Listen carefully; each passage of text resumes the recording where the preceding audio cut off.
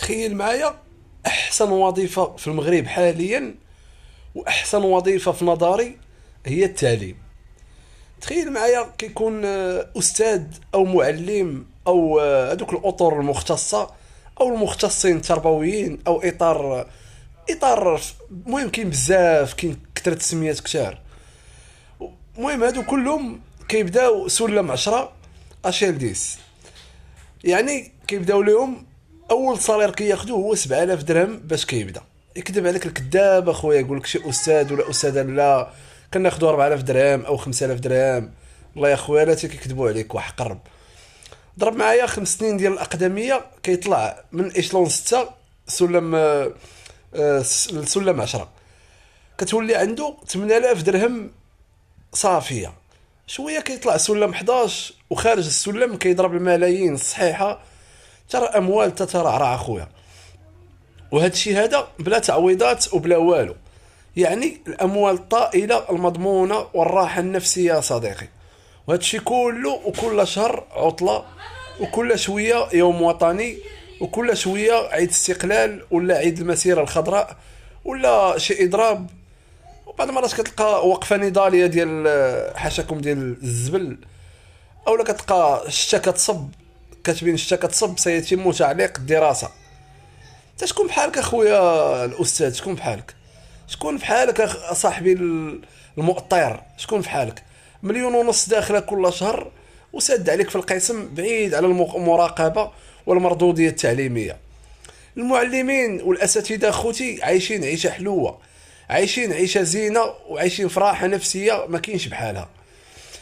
عندهم العطل، عندهم صالير محترم، قهيوات في العشيه والبرارد ديال اتاي، والتخفيض في القطار ديال 40%، وتخفيض على الانترنت ديال 25%، وتخفيض ابونمون تليفون بحال انوي بحال اتصالات المغرب بحال اورانج حتى هي 25%.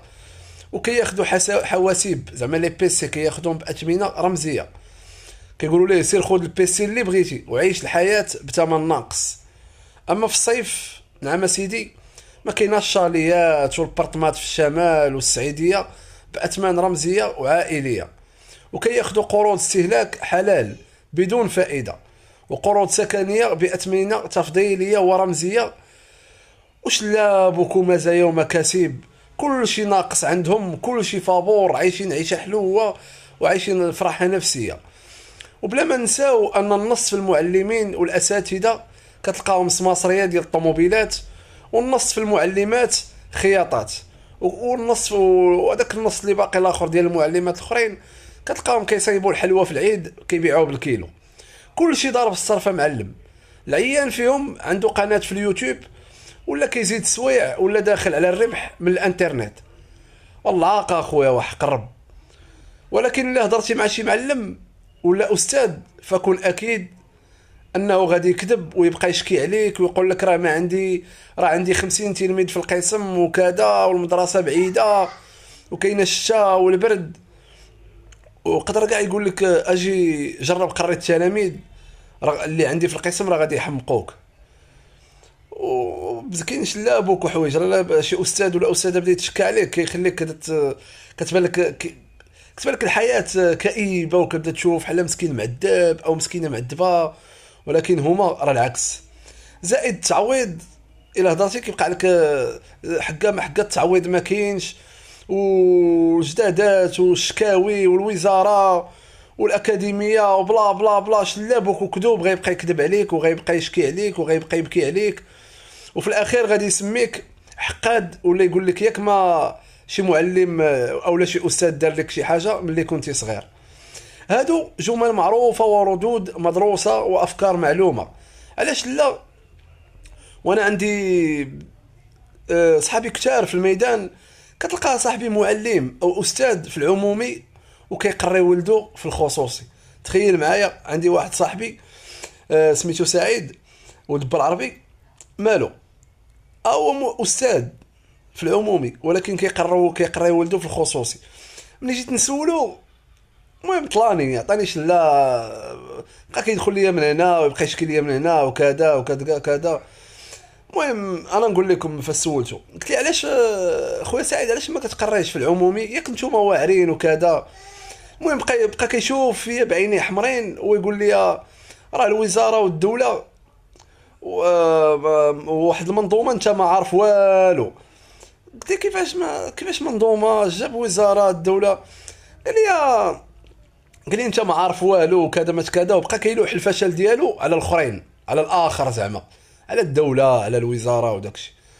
ويقول لي في الاخر ويقول لي تخلص شي براد. وفي الاخر خلصته براد راه 12 درهم. ولكن اخويا اللي بغيت ننصحك واحد النصيحه، هو رد بالك حيت الاستاذ او المعلم او الاطار المختص بلا ما تقول ليه خلص عليا، وبلا ما تقول ليه سلفني، وبلا ما تقول ليه عرض عليا، وبلا ما تقول ليه عاوني، او بلا ما تشكي عليه. هادشي هذا خليه هو يشكي عليك، وخليه هو يقول لك عرض عليا، وخليه هو يتنص عليك، وخليه هو يتسكاكر عليك. علاش؟ حيت الاطار او الاستاذ او المعلم او الاطار المختص عزيز عليه الرياله صديقي، وكيدير بحسابه، وكيخبيه حتى يديروا في شي بقيعه، شي بقعه ارضيه يبني فيها طروازيام بالكراج والسده، ويدير شي جوج محلات ولا شي حاجه. واكثر ابليكاسيون كيجبدها في التليفون شاومي 13 برو اللي شاري، حيت الاغلبيه ديال الاساسيات كتلقاهم شارين غير شاومي او ريدمي او ما علينا. اكثر ابليكاسيون ماشي فيسبوك ولا شات جي بي تي ولا انستغرام ولا واتساب ولا تيك توك، لا لا لا لا لا. الابليكاسيون الاكثر استعمالا عند الاستاذ او المعلم هي الكاليكاتريس والبيل، ملي كينوض في الليل الطواليت في الظلمه باش ما يشعلش البوله ويضيع الضوء في الدار، ويجي في الاخر الشهر يجي الضوء غالي. تحياتي لكم اللي وصلنا الخوت، يخلي لي متابعه، وكنشكر اي واحد كيدير اعجاب الفيديو او اي واحد كيخلي لي تعليق على الفيديو.